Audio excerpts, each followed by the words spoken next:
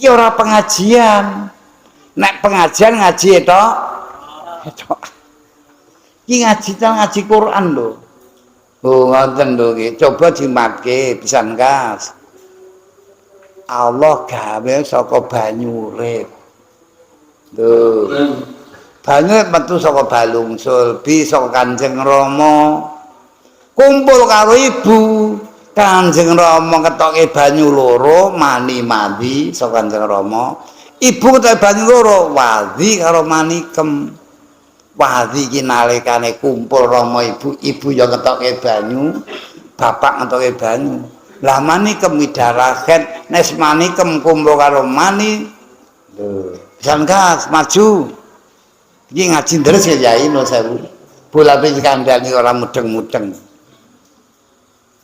Banyu mani ini Rama dadi kulit jenengan iki. Iki tenan. Banyu mani saka Rama dadi balung.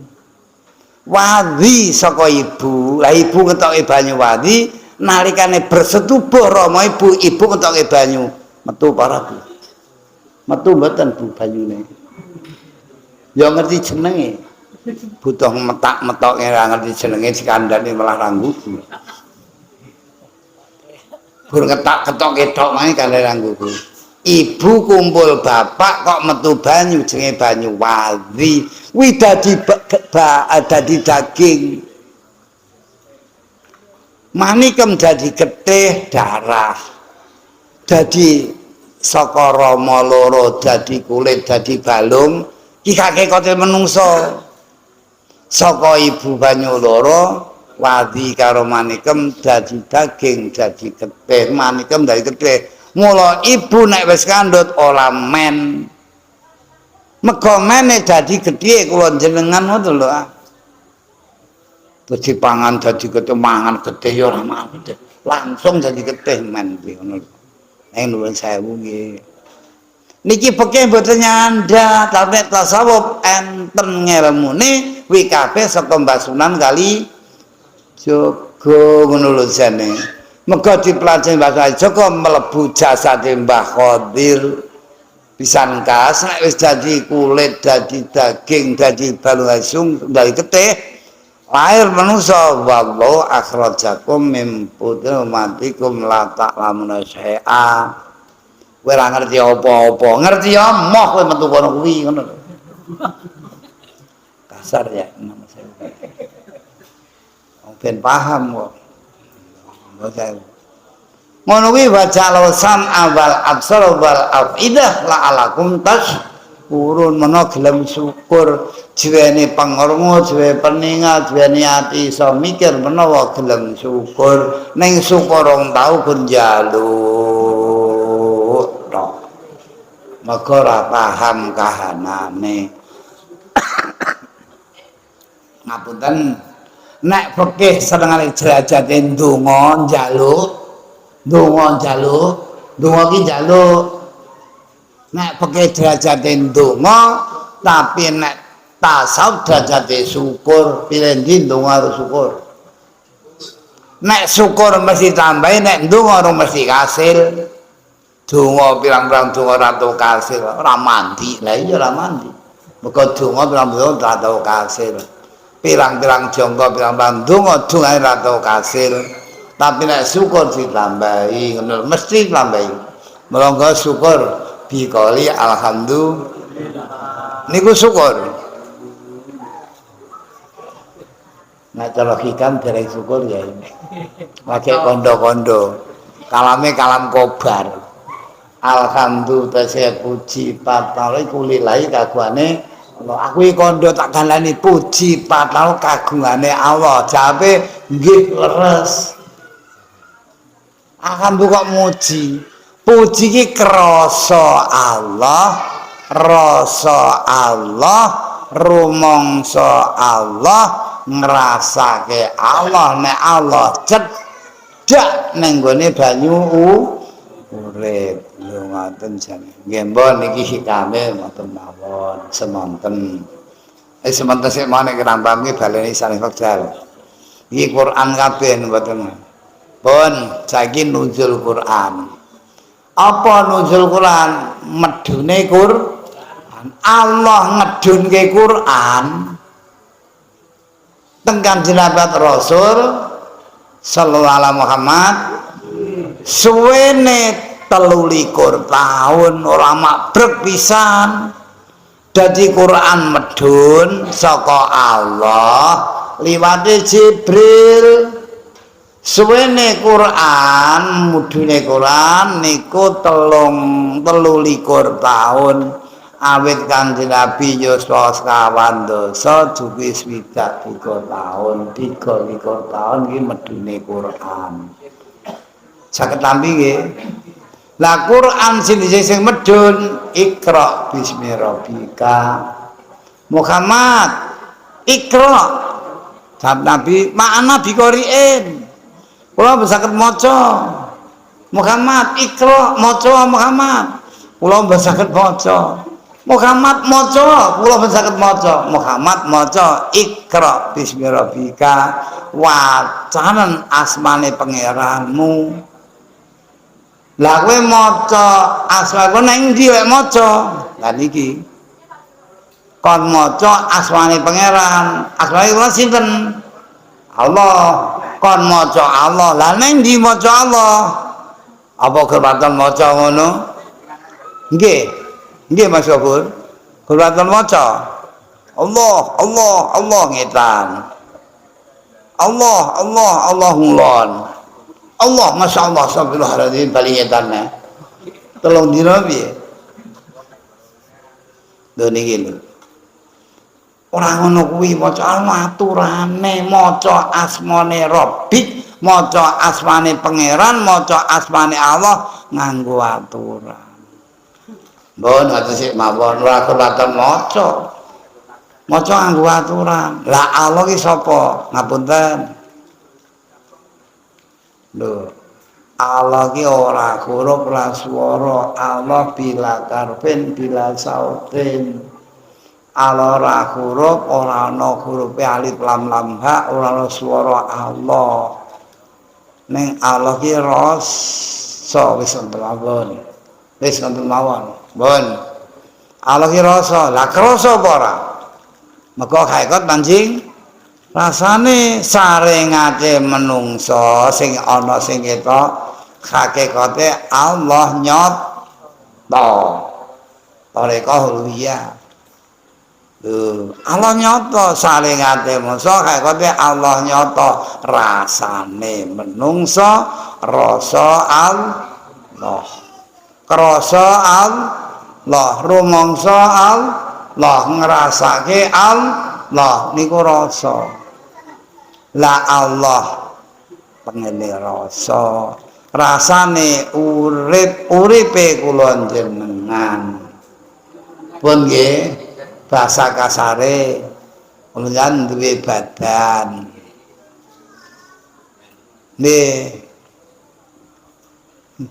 duwe jasad jero jasad ana kalbun ati nek jerone kalbun ana ruh nyawa ya nyawa ana sir rasa iki siri wae iki teng mriku niku wonten alimu siri wa fa yunabbiukum bima kuntum ta'malun niki Quran le wonten to nggih nggo pisan gas kula jenengan duwe jasad jere jasad ana kalbun ati kalaba yukalibu kalban molak-malik atine jere ati kalbun ana ruh isa ruh isa roh isa rah isa rih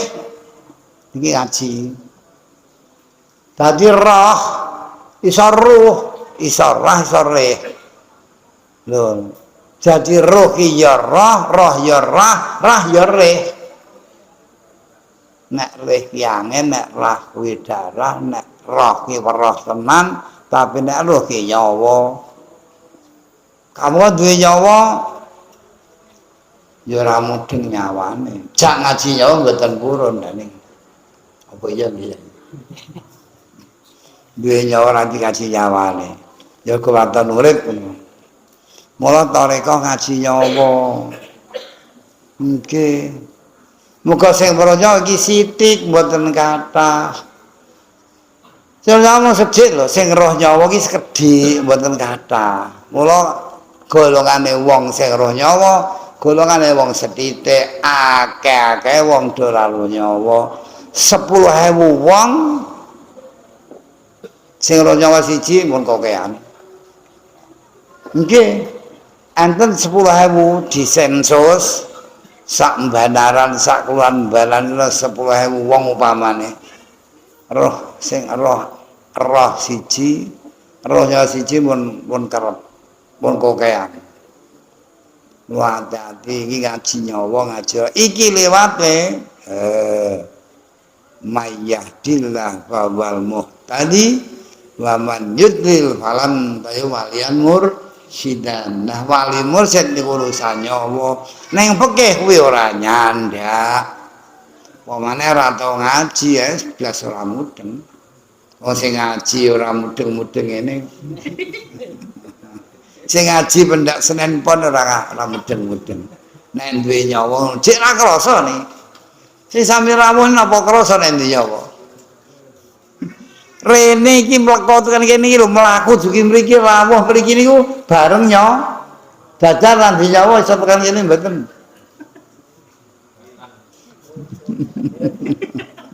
Jangan dinyawa tekan masjid. Iki galak tenan. Jangan dinyawa tekan masjid Al Barokah. Geluntung omah diwudahi blejet geluntung ngono wae. Jangan sing rene iki nyawa, lah duwe nyawa tekan kene kok ora mudeng engko dikaji.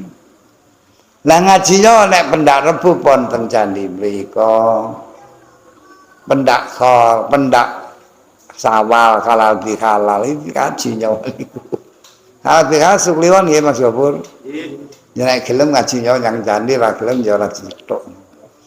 Nek ra gelem makan langsung dipethuk. Ben. Muga ngaji nyawa iki ora oke sak Jawa Tengah ora ana loro sing ngaji nyawa iki. Enak enten kuwi ngelmune Mbah Sunan. Ahli Joko ngono lho. Mula ahli sunnah wal jamaah Mbah Hasyim Asari nderek ajaran Wali Songo. Wali Songo Mbah Sunan kali kok iki ngajarke nyawa Mbah Joko Wijane. Nek ya ora mudeng. Mula padha tarekah. Nek gurune tarekah ana sambung rapete Mbah Sunan enten nyawa. Tapi nek gurune tarekah ora sambung Mbah Sunan Kalijaga, ora ana silsilah Mbah Sunan Kalijaga mboten saged ngaji nyawa. Muga sing aja Mbah Sunan Kalijaga lewat Mbah Khadir alaihis salam doaten. Lah Mbah Khadir asam ana 6 mlagur siji tok. Ngoten. Haji nggih. Mbah Khadir asam ana 6. Siji Khadir bayam filmalkan ki Nabiullah Khadir niku teng donya namung sak jam wis ilang.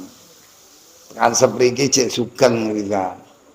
Urip teng banyu. Ngratoni segara ning banyu dudu banyu dan banyu bengawan, banyu kali, banyu segara, banyu bun, banyu es, senes. Ning banyu urip. Mbah Khadir ngeratoni segara aja kleru tampa. Dudu segara kidul dudu Mbah Khadir nang segara kidul. Mboten. Dudu segara kulon sanes. Etan nasiono segara kulon nasiono segara. Mbah Khadir nglatoni segara ora segara kidul ya ora segara etan segara kulon mboten. Banyu ora banyu bengawan, banyu kali, banyu bun. Neng maun ya banyu jenengan kata Khadir ke banyu itu. Nek paham neng dipahamke ya ora nyandak. Muga ya ora butuh. Eranya bapak butuh Mas Gopur. Tapi nek butuh nyanda. Nek gelem dipahami.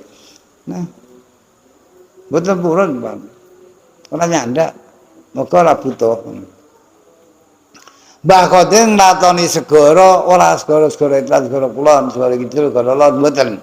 Ning Bahrul Hayat. Lha sekarane urip.